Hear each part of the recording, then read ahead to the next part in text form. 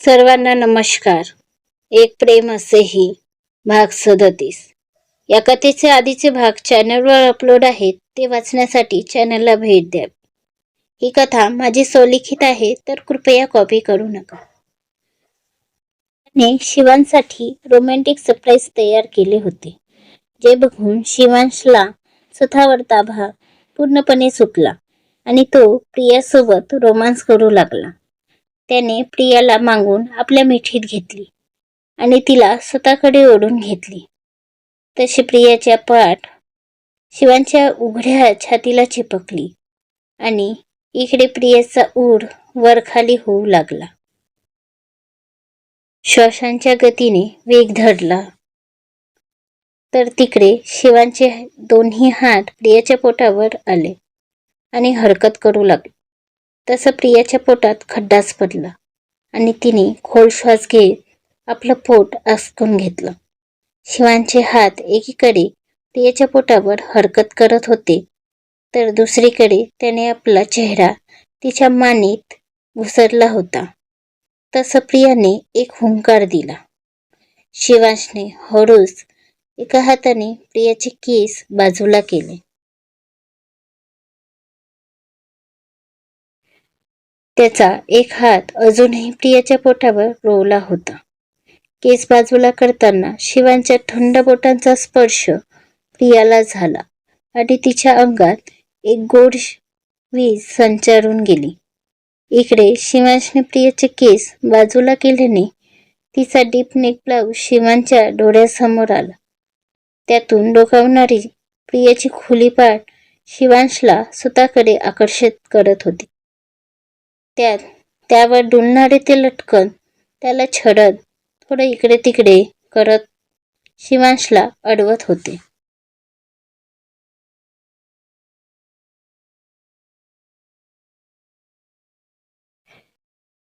ते सहन न होऊन शिवांशने लगेच ती दोर आपल्या दातांनी काढून टाकली. तसा त्याच्या दातांचा थोडासा दाब तिच्या गोड्या गोड्या पाठीवर पडला. प्रिया हळूच हुंकारली आणि तिची पकड शिवांच्या पोटावर असणाऱ्या हातावर घट्ट झाली. तर तिचा तो मोहक आवाज शिवांशला आणखी चेतवून गेला आणि त्याने पटकन तिच्या गोड्या पाठीवर आपले ओठ फिरवायला सुरुवात केली. तशी तशी प्रिया आणखी थरथरू लागली.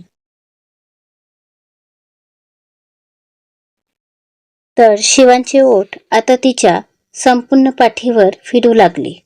प्रियाचं अंग कंपन करू लागलं. एकीकडे पोटावर त्याचा हात हरकत करत होता, तर दुसरीकडे पाठीवर त्याचे ओठ आपली मोहर उमटवत होते. तशी तशी प्रिया पाठीला आणि पोटाला आकसून घेऊ लागली.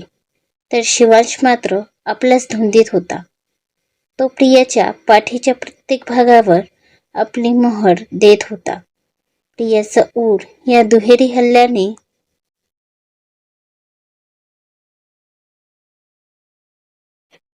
झपाट्याने खालीवर होत होता आणि शेवटी सहन न होऊन तिने फिरून शिवांशला समोरून मिठी मारली. तर शिवांशने सुद्धा समोरून तिला मिठीत घेत तिच्या त्या फडफडणाऱ्या नाजूक ओठांवर आपले ओठ टेकवत त्यांना आपल्या काबीज केले आणि कुस्करू लागला. आता प्रियाला सुद्धा स्वतःच्या भावनांना सावरणे कठीण झाले आणि ती सुद्धा शिवांशला रिस्पॉन्स देत किस करू लागली. दोघेही बेभान होऊन एकमेकांना किस करत होते.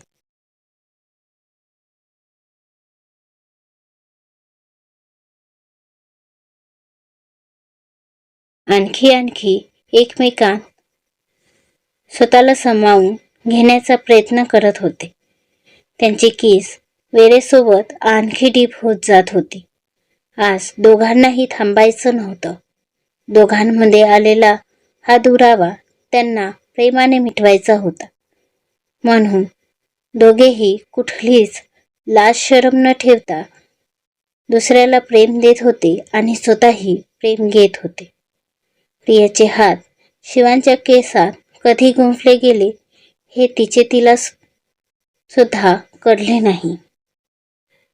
जेव्हा प्रियाला श्वास घ्यायला त्रास होऊ लागला तेव्हा शिवांशने तिचे ओठ सोडले. तर प्रिया आता जोरात श्वास घेत स्वतःला शांत करून घेऊ लागली.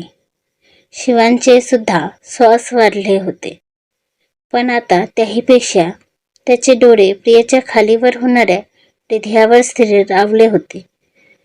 त्याने एकदा प्रियाला पाहिलं. यावेळी त्याच्या डोळ्यात प्रियाच्या प्रेमाची नशा चढून ते लाल झाले होते.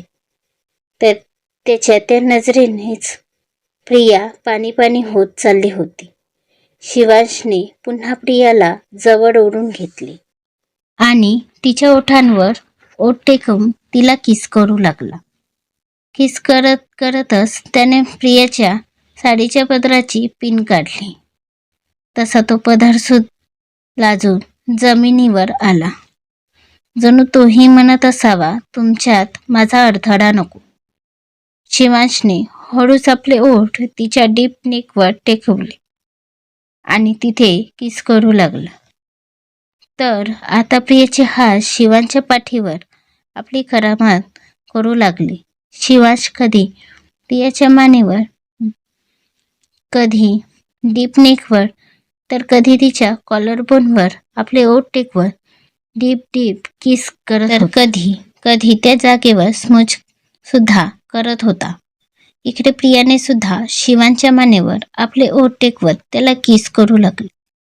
तर तिचा रिस्पॉन्स बघून शिवांश आता आउट ऑफ कंट्रोल झाला आणि त्याने हळूच आपला हात प्रियाच्या कमरेच्या दिशेने नेला आणि तिची कंबर दाबू लागला.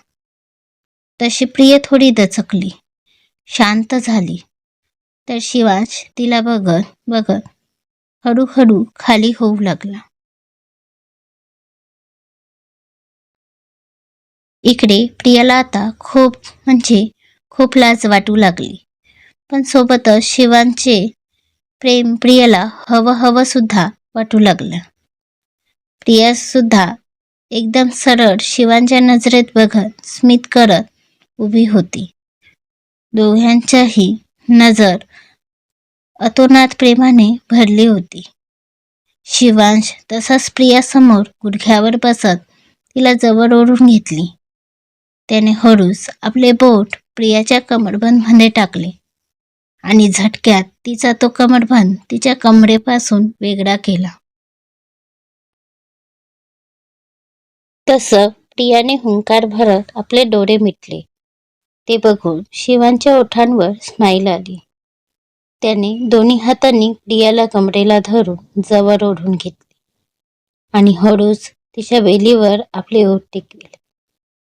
तसे प्रियाने एका हाताने शिवांचे केस आपल्या मुठीत धरून ओढले, तर तिचा एक हात शिवांच्या खांद्यावर कसला आणि ती आपले ओठ दातात घेऊन डोळे मिटून श्वास घेऊ लागली.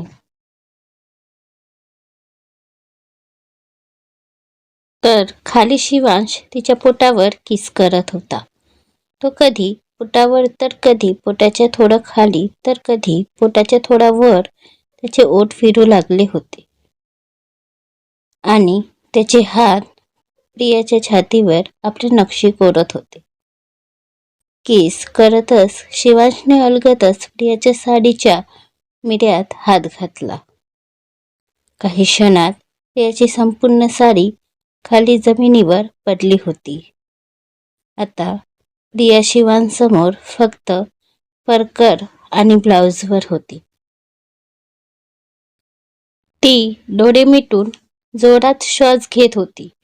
तिचा एक हात शिवांच्या केसात तर दुसरा त्याच्या खांद्यावर होता. तर शिवांश मात्र अजूनही खाली बसून प्रियाच्या पोटावर किस करत होता. थोड्या वेळात शिवांश उठून उभा झाला. त्याने पाहिलं तर प्रिया डोळे मिटून स्वतःला शांत करत होती. त्याने लगेच आपल्या त्या खुल्या शर्टला काढून जमिनीवर टाकले आणि थोडं खाली झुकून प्रियाला आपल्या हातांवर उचलून घेतली.